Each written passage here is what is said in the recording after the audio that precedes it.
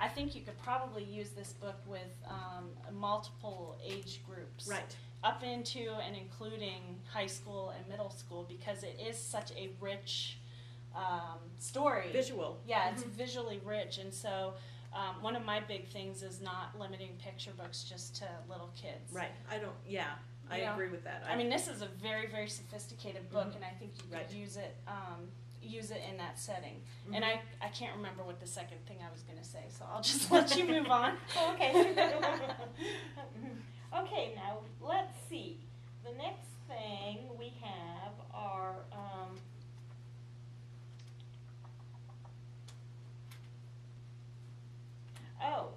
characters. Another example of characters who are aware that they're characters in a book are books like this, in which the character actually takes over the authorship of the book. Oh, wow. So are we moving from pastiche to self-awareness and self-referentialism? Yes, okay, that's we in are. the handout that's provided to you. Right. Self-awareness and self-referentialism. Right. So this cat has marked out the author's name and has put a little place here that says, "Place my award here." And he has a red marker in his hand, you can see.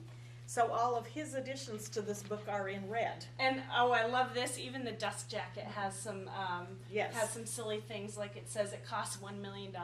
Right. Oh, Chester. Chester's a wily cat.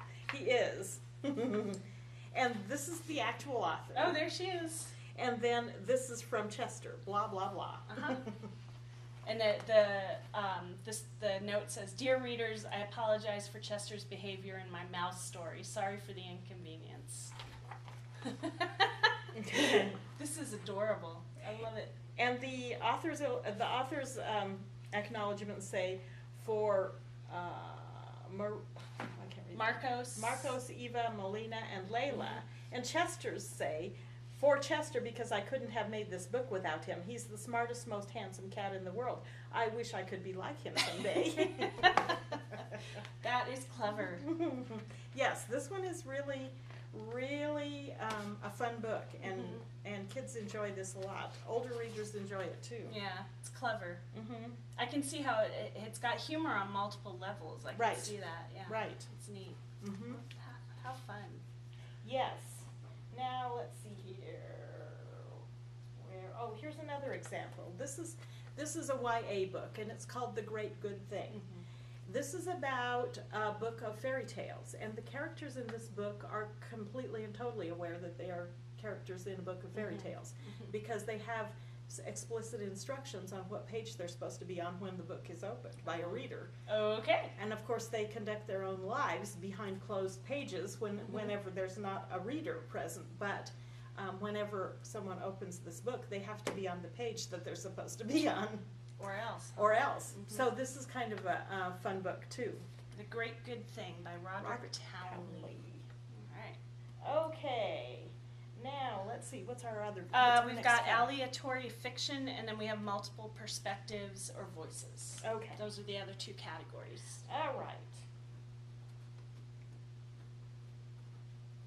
Aleatory is interactive. Okay.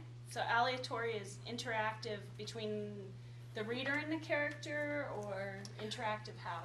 Interactive sometimes between the reader and the character, sometimes between the reader and the text, leaving out the character, or sometimes there's multiple stories being told. Actually, that's part of the next one too. Oh, okay. Well, I would assume they kind of blend a little bit. They do.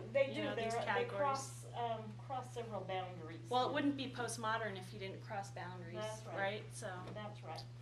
The actual best example of that of recent literature is the Chasing Vermeer and the other two books by the author. This has the two main characters talk to each other via a code. They write letters to each other. The code is given to you, and also the use of pentominoes. What are pentominoes? It's a mathematical manipulative that is used in sometimes in elementary school. Okay, it's a mathematical tool consisting of 12 pieces. Pentominoes, like dominoes, but pen is 10 or something, or 12? Well, 12, I'm guessing, yeah. Okay. used by Interesting. mathematicians around the world to explore ideas about geometry and numbers. And the sets all look alike. Oh, I mean, okay. they're all the same shape. Some of the illustrations in this book have the pentominoes highlighted. Let me look. So there are illustrations in Right, this, in and this the chapter book. illustrations are Uh-huh. interactive. They're Oh, they're cool. what you have to pay attention to, because lots of times there's Like a clue or yes, something? clues in the pictures. So you have to read this on several levels. Here's one. See? Oh, I see the pentomino. It's like, A Z. yeah, a Z. I see it. Mhm. Okay. Mm-hmm. So you really have to pay particular attention not only Right. to the text, but to also to the The illustrations. And here's the code. Oh, okay. So they give you the code right there. And you can decrypt the notes that the characters send to each other. You know what? I know that Chasing Vermeer is a pretty popular. It's It pretty was. popular Mhm. with the tween set, Yes. like ages 8 to 13 or 14. Would you say? Yeah. But you know what it's reminding me of, because I'm a big Lost fan. Right. It's very similar to Lost. Well, also the Da Vinci Code. And a Da Vinci Code, where it's like you have to unravel a mystery Yes. and there's clues all over the A place. mystery within a mystery. And so you're not only are you following the characters unraveling the mystery, but it's allowing you as a reader to Right. try to figure it out at Participate the same time. in the solution to the mystery as well. That's interesting. I had no idea that Lost was a postmodern television show. There you go. I learned Most- so much. Most television is postmodern. Is or is not? Is. Is. Oh, okay. And you would think that it would not be as much because it's linear in nature. Right, it's How- storytelling. However, many modern, particularly television shows, are ensemble casts, and Right. that's very postmodern. Right, Ensemble because you have like casts. multiple storylines multiple going. voices, multiple points of view. Okay. Does that lead into our next category? Yes, it does. Okay, multiple perspectives or voices. And as an aside for your reading record, one of the what I call genres is that you need to read a multiple narrator novel. Right. Or a multiple narrator book. And so this is a good explanation of what those are. Okay. This one is one of the best ones that I've read recently. The View from Saturday by E.L. Königsberg. And that's a pretty famous book. It's been around Yes. for And a it while. won the Newbery Medal the year. Did win the Newbery. Yes. Okay. Mm-hmm. And this is about fifth graders or sixth graders, I can't remember, Mhm. and their teacher.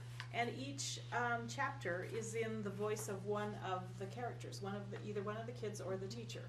Mhm. And so there are all those different points of view and how they all kind of blend together to create this story. It's really a very satisfying story. I really like this book. Mhm. I've read it several times and I quite like it. I think another example that probably many of